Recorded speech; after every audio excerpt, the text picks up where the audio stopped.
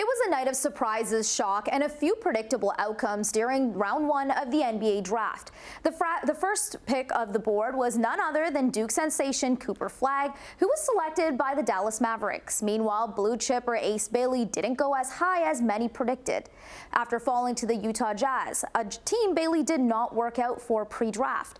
Here in Canada, the Toronto Raptors stunned the NBA by selecting power forward Collin Murray-Boyles, who was stunned himself by the pick. Jason Gaidola joins us live tonight with all the details and reaction. Jason? That's right, Manisa. Murray-Boyles' reaction was caught live on television, and much of it is being debated about how the prospect really felt about becoming a Raptor. With the 9th pick in the 2025 NBA Draft, the Toronto Raptors select Collin Murray-Boyles from the University of South Carolina. A head shake and a curse word muttered under his breath was how Collin Murray-Boyles reacted when his name was called and selected by the Toronto Raptors. A moment that left much speculation about the forward's true feelings about going to Canada. Toronto was probably my first team that I worked out for. But what I said was not a bad thing by any means. Just very thankful for it. That was like a surreal moment, like to hear my name called and by this organization that has a good history and have really good players as of right now. Murray-Boyles cleared the air shortly after with local media.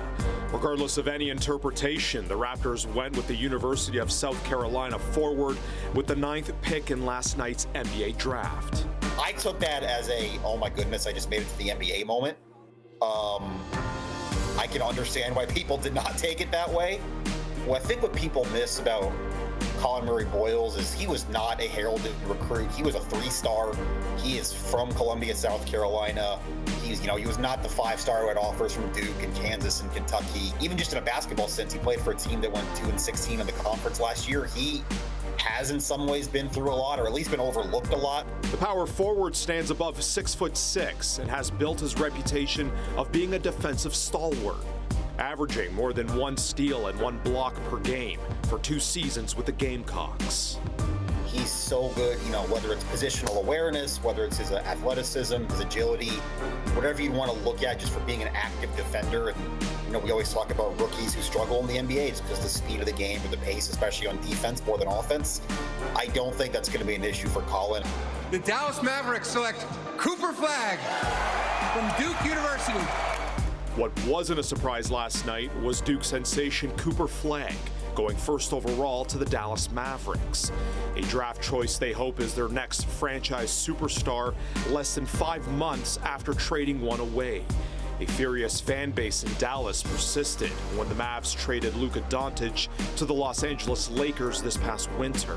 A 25-year-old global basketball icon, okay? You knew that, oh my Lord, what are you going to do about this? What luck are you going to hit? And you get him with the #1 overall pick. Suddenly, your franchise seems not just on stable ground, but destined for ascension. Flagg joins the likes of Elton Brand, Kyrie Irving, Zion Williamson, and Paolo Banchero as Duke players drafted at #1 since 1999.